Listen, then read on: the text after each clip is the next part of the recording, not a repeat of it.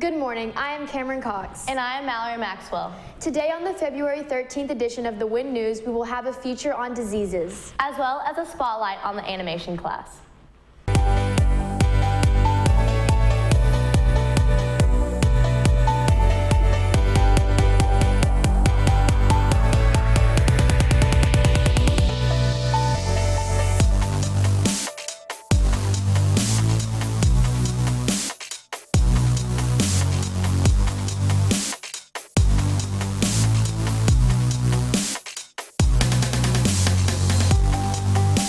Seniors, don't miss your chance to apply for scholarships through the Wichita Falls Area Community Foundation. Step-by-step instructions have been emailed to your school account. The deadline to apply is March 1st. The local AC scholarship applications have also been emailed. That deadline is April 1st. The Stuco Sucker Sale will end tomorrow. Suckers are 25 cents each. See Ms. Warren. Seniors, please bring your Valentine's and food for your party during fourth period tomorrow. Last Saturday, students competed at Burke Burnett Invitational UIL meet. Tessa Brooks placed first in features, second in headlines, and second in copy editing. Candace Taggart placed first in news, third in features, and fifth in ready writing. Brooke Rise placed first in headlines, third in editorials. Emily Shrensky placed second in features, fourth in news, sixth in copy editing, sixth in headlines, sixth in editorials, and sixth in ready writing. Cadence Huffman placed second in news, second in editorials, and fifth in headlines. Sarah Kyle placed third in poetry, fifth in features, and fifth in the news. Becca Taggart placed third in news and fourth in features. Cameron Cox placed fourth in prose. And Kelsey Allman placed fifth in prose, along with Emily Shepard, who placed fifth in informative speaking. Congratulations to them all. Prom 2020 tickets are now available for pickup at the office. See Ms. Mayo for tickets. Any questions you have can be answered by Ms. Stafford or Ms. Hannah. Although it's only February, students need to start thinking about what classes they want to take next year. So here's Carlos Bergs with our first feature in the elective series. My name is Carlos Bergs, and we're going to take a look at animation class. Animation class is taught by Mrs. Morgan. What kind of students should take this class? Students that are artistic, creative, students with good patience because there is a lot of tedious, repetitive work, students that have a good story that they would like to make into an animation. What should students expect to learn from this class? In the fall semester, we learn animation, so students work on learning frame rates and drawing and how to make something look like it's moving across a screen. And in the spring, we learn 3D modeling, so they learn about the different axes and tools and software that you can use for that. Here's Justin Mabry, who's currently in animation. What do you do in this class? Well, right now we are working on a 3D modeling program of our dream home, and previously before that we were working on an animation for the state competition. What's your favorite thing about this class? Being able to express our creativity through our animations. What kind of students should take it? I'd say students that are into art but are also into computers and different types of things like that. Is there a lot of homework? No, there's no homework in this class at all. And now back to you in the studio. Thanks, Carlos. That looks like an interesting class. There will be a daddy-daughter dance to benefit the ACVFD on Saturday from 4 to 5:30 at the Royal Theater. It will be $25 per family. Speaking of dances, for those looking for a prom dress, the 4th annual Cinderella's Closet prom event will take place on Saturday, February 22nd from 9 a.m. to 3 p.m. at the Family Life Center of First Baptist Church in Holiday.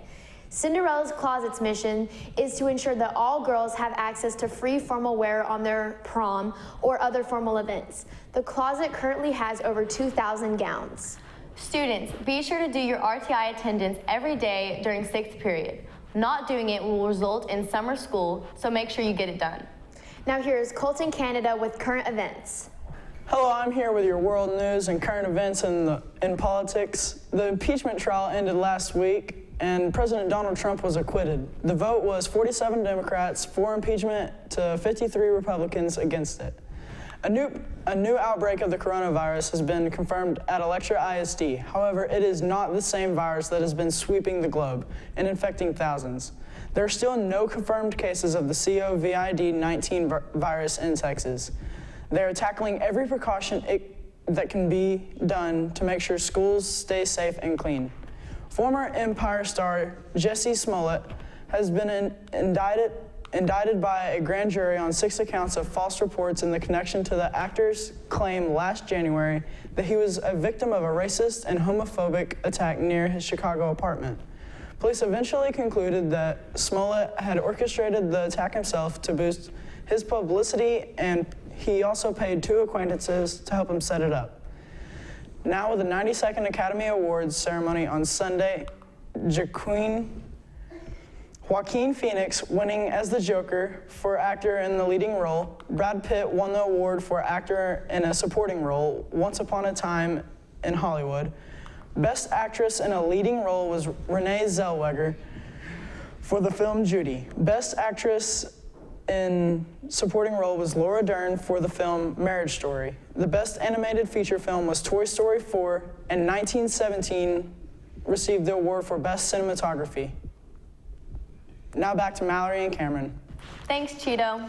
The 2020 yearbooks are on sale. The cost is $40 or $45 with name imprinted. See Ms. Cox to order. Speaking of the yearbook, please check your email for a survey from Carlos Bergs. Students, remember for security purposes, you are only allowed to enter the building at the front door. Also, do not buzz to be let in if the door is locked. Only bottled water and clear containers are allowed in the building. All other containers will be taken up. Our Wildcats of the Week are Colby Wright and Enya Reeve. Mrs. Mooney wants to recognize Kobe for picking up trash off the playground without being asked, and for Enya, always working with the pre-K students. Many of us think we have it rough each day, but we actually have students who have to deal with chronic illnesses. Here's Chris Santana with more information. What is the name of your disease? I have an autoimmune disease called celiac disease, as well as a chronic illness that's called postural orthostatic tachycardia syndrome, or POTS for short. Juvenile rheumatoid arthritis. How does it affect your daily life? Well, for my celiac disease, I cannot eat gluten at all, 0. And so when I do, I get extremely sick and it damages my intestines.